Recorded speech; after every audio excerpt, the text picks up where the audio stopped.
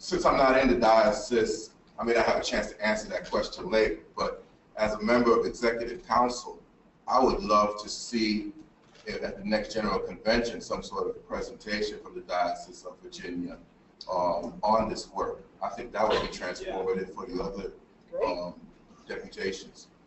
Did somebody write that down? I am right now. Aaron's on it. Can I add in that request from a comment that I just shared with Bishop Shannon earlier, and from Chris's presentation, right? For the wisdom of glossing over the Confederacy, right? And briefly, touching on it briefly, right? So when the guidance and the stories around the symbols and the plaques are not just the symbols and the plaques of the Confederacy, right? It's not just the Confederate flag, right? How many of us have a blonde-haired, blue-eyed Jesus in our sanctuaries, right? I have a huge stained glass window, and maybe, you know, the sort of like, oh well, okay, once I've been rector there, like maybe 10 years, then maybe I can address that really sticky situation, you know. So I'll just wait another 5 years. Isn't the right gradualistic answer to that solution? So is there a way we can expand that understanding of dealing with the plaques and symbols that goes beyond, oh, I don't have any Confederate flags, so I'm okay, you know? Yeah.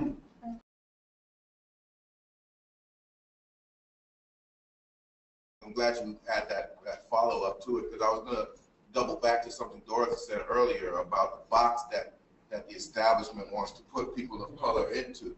And a lot of the times we have problems finding, you know, leaders of color for the church, because 9 times out of 10, either the establishment doesn't want the one that's available, he or she doesn't fit in the box, or the ones that they have and fit in the box can't get the respect of the others. So you get a bunch of Black and Hispanic and Asian and Native leaders that those communities don't respect. Right. And if that's who the church is propping up, the others outside are like, there ain't no place for me, because I ain't gonna be like him. You know, I ain't gonna bite my tongue and not say nothing about that. And they go someplace else. So we have to be willing to, you know, we say we're a big tent, right? That's one of the things we say about the Episcopal Church, how you could be very, very, very evangelical, so much so that you don't even do communion on Sundays. It's just morning prayer. And so high Anglo-Catholic that, you know, you got incense blowing through the rafters. But, you know, how big tent are we when it comes to race and ethnicity?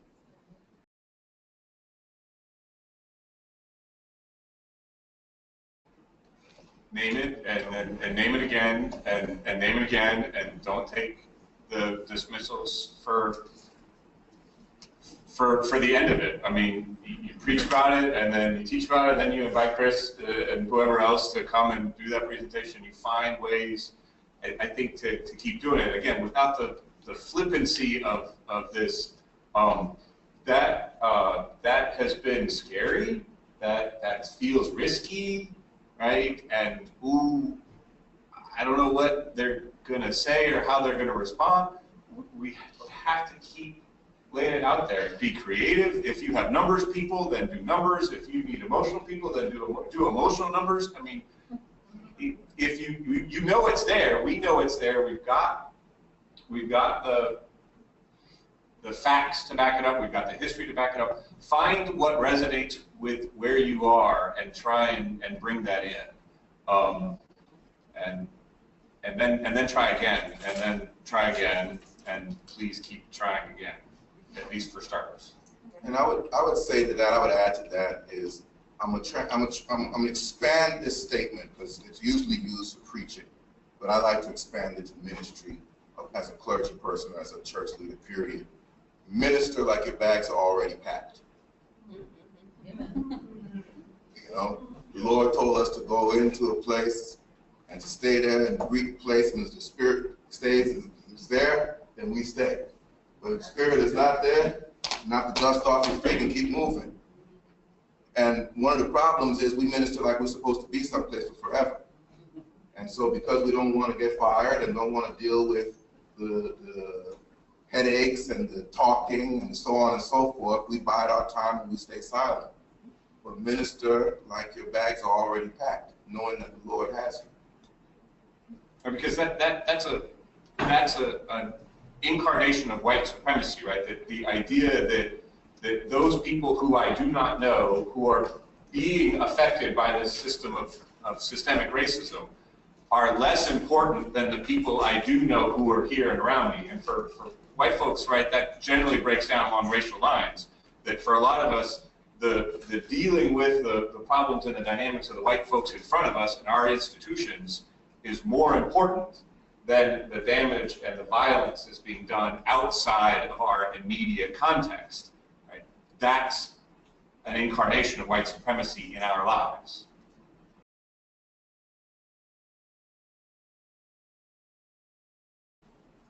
I can answer that because I am the angry black man. Okay. I have no problem being the angry black man in the room. I understand that it is my role so that others don't have to be angry behind me. And if that's, the Lord allowed me to be in certain rooms and certain positions for a reason. And as long as I'm still in those rooms, I'm going to say my piece. And if I get put out the room, then I've done my job. I go in every room saying my goal here is to get put out.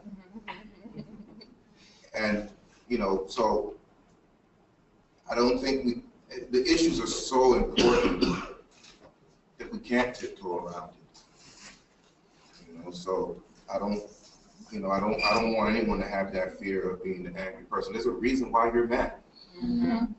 You have a right to be mad. I mean, when you know the history, if you're not mad, the Lord said be angry and do not sin. He ain't said don't be angry. And if you are not angry by the stuff that you know from history and the stuff that you know from present, we need to check your pulse. So I'm sorry. I don't cringe at being an angry black man. And if people don't like it, then I guess I won't come back,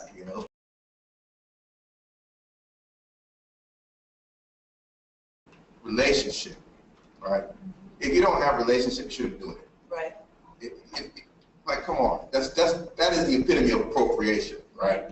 But for me, from the stance of relationship, right? Again, back to theology, perichoresis, theological word. Say perichoresis. It's a beautiful word. When we talk about the dance of the Trinity, right? That 3 in 1, 1 in 3, they all have their own space. 3 persons, one in the Godhead, and they hold together in unity. And that perichoretic dance is something that we have to learn to do. And I love the analogy of dancing, right? And when I wanted to, my wife and I did some ballroom dancing lessons, and we said, you know what, we want to learn how to do some ballroom dancing, some tangos, some foxtrots, some cha-cha, all that kind of stuff. Neither one of us know what we're doing. And we go out there and we listen and we hold, and I step on her toe and she step on my toe and we trip. But we had committed that we were going to learn how to dance. And so it doesn't matter that I stepped on her toe. It doesn't matter that she stepped on my toe. We say, ow. She laughed, I laugh, and we go back to dancing. And we work at it until we can get the dance moves down, and now we can dance beautifully. But in order to learn to dance beautifully, you got to step on some toes. But if we connect first on that relationship that we've determined, that we looked each other in the eye and have committed that we are going to do this dance of racial reconciliation. You understand that I'm going to step on your toes. I understand that you're going to step on my toes. But because we have eye to eye made that commitment, we stay on the dance floor.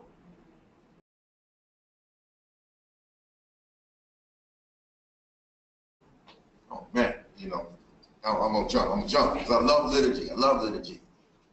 And I think one of the things we don't understand is our liturgy every Sunday is reconciliation. I have this habit. I spent a long time in the Ethiopian Orthodox Church before I came back. I was raised Episcopalian in the Virgin Islands, but I left, became Rastafarian, became an Ethiopian Orthodox Christian in the Ethiopian Orthodox Church. You know how the priest washes their hands in church and gets the towel, and sometimes you see them take some what they call it, hand sanitizer and whatnot. In the Ethiopian church, they'll come around to the front. Deacon has a basin and a pitcher, and he's pouring water. And the priest is speaking Ge'ez, and he's washing his hands, and he's saying to them, basically he's saying to them, you've heard the word, you've been through the prayers, you've repented, you say you've forgiven. If after all of this you still come to this table unreconciled, then your blood is on your hands. I have washed my hands of you. Liturgically, that's why we wash our hands. But that's what we do liturgically. We come, we greet, we bless, we proclaim the word, we hear the word, we say the creed, we proclaim what we believe, we make our confession, we exchange the peace, we've been reconciled, and now we're supposed to come to the holy table. And in the word it says that many have fallen asleep because they have eaten of the holy table unworthily. So if you can come to the holy table irreconciled, your blood is on your hands. I don't think we need any fancy liturgies of reconciliation, because that's what the faith is about. Every Sunday our liturgy is about reconciliation.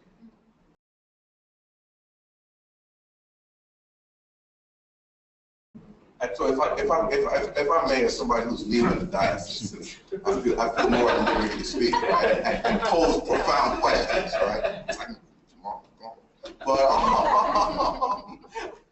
I think Danny's right.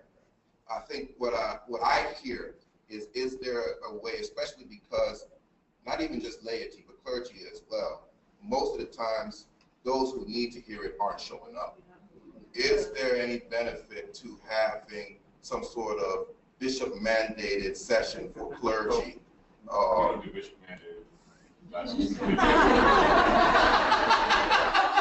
bishop can do whatever he or she likes. See, again, I'm the one leaving, so they won't be mad at them.